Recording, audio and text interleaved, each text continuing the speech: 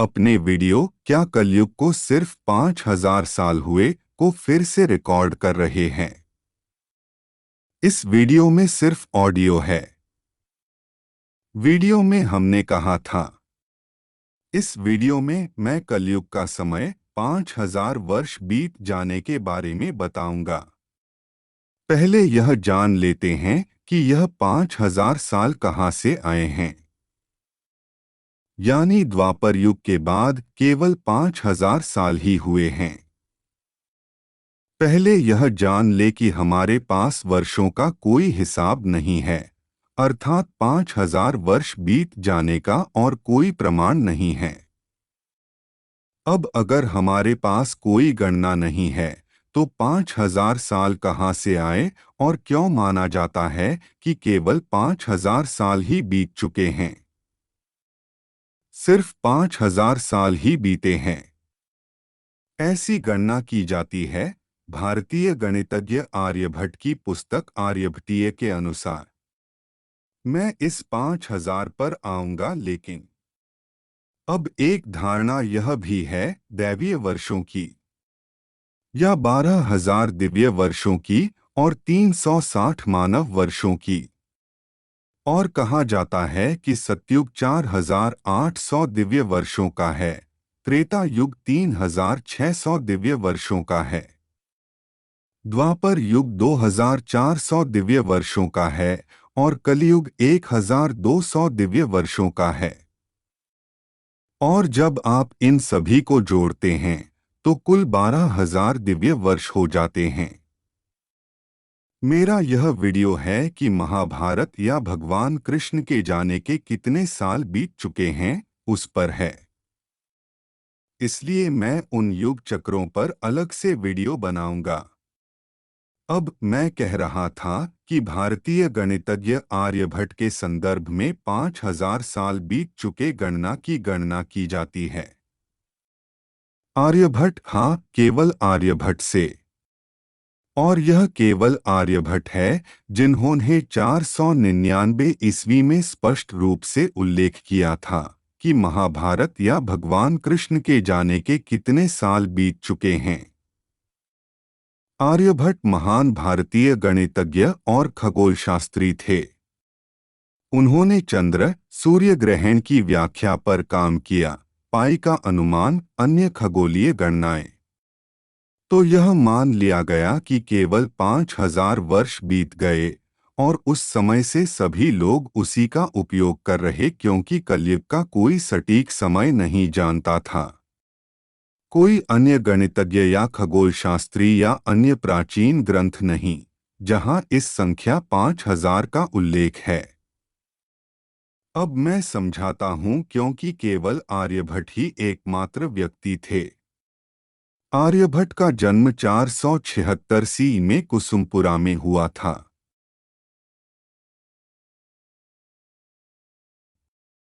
कुसुमपुरा को आजकल भारत के बिहार में पटना के नाम से जाना जाता है। अब सीई क्या है? सीई कॉमन ईरा को कहते हैं, जिसका प्रयोग ग्रेगोरियन कैलेंडर में किया गया। ग्रेगोरियन कैलेंडर अक्टूबर 1582 में पोप ग्रेगरी 13 द्वारा पेश किया गया था।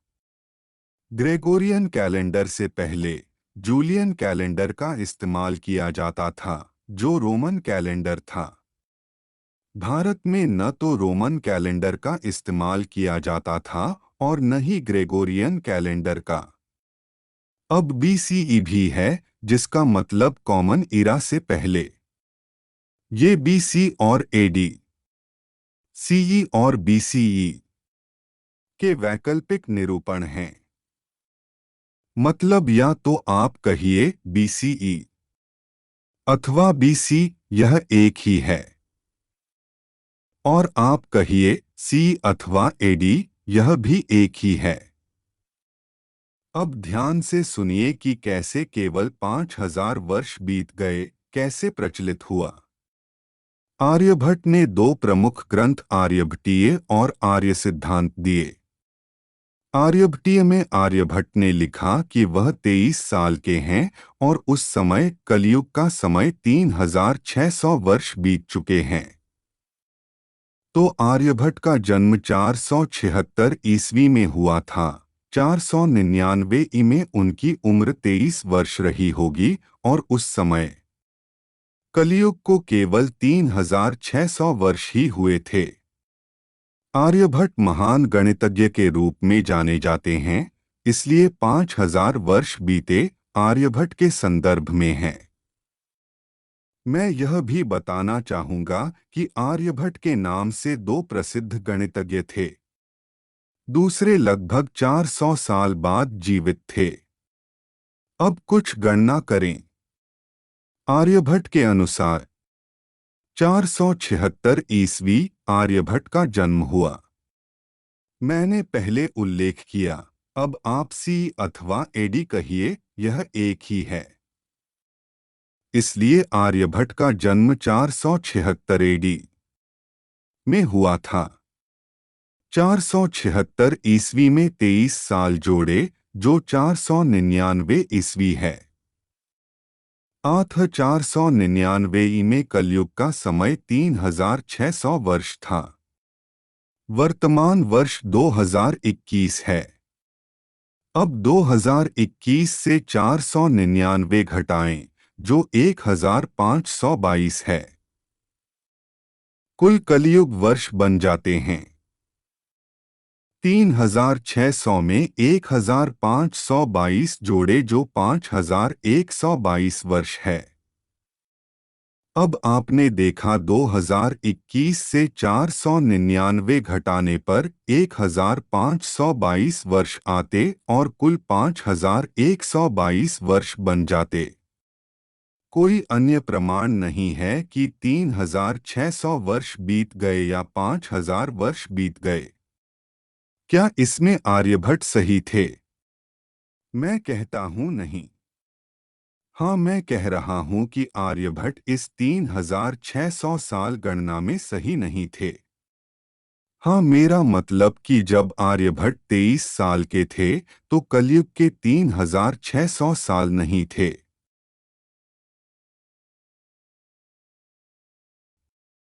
सबसे पहले कहा जाता है कि आर्यभट्ट ने दुनिया को अंक शून्य दिया था, लेकिन रामायण के दौरान भी शून्य मौजूद था।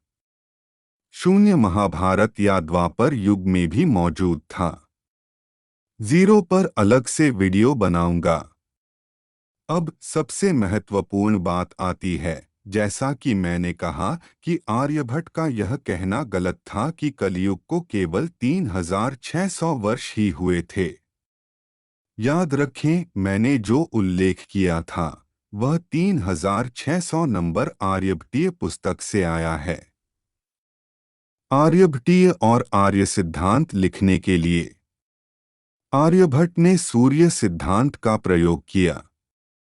या यह कहा जा सकता है कि आर्यभट्ट ने पाठ्य पुस्तक सूर्य सिद्धांत का उल्लेख किया था। मैं सूर्य सिद्धांत पर अलग से वीडियो बनाऊंगा।